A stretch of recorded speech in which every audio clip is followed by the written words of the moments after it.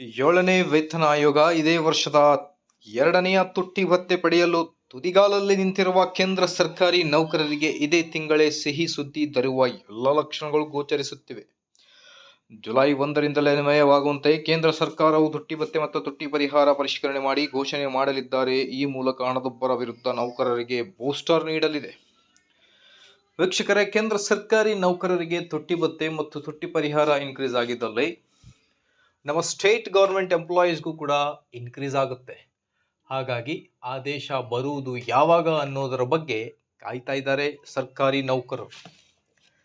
So ವರ್ಷಕ್ಕೆ 2 ಬಾರಿ DA ಮತ್ತು DR ಇನ್ಕ್ರೀಸ್ ಆಗುತ್ತೆ. ಹಾಗಾಗಿ ಮಾರ್ಚ್ ತಿಂಗಳಲ್ಲಿ ಪಡೆದುಕೊಂಡಿರುವ DA ಮತ್ತು DR 6 ತಿಂಗಳ ನಂತರ ಜುಲೈನಲ್ಲಿ ಹೆಚ್ಚಾಗಬೇಕಿತ್ತು.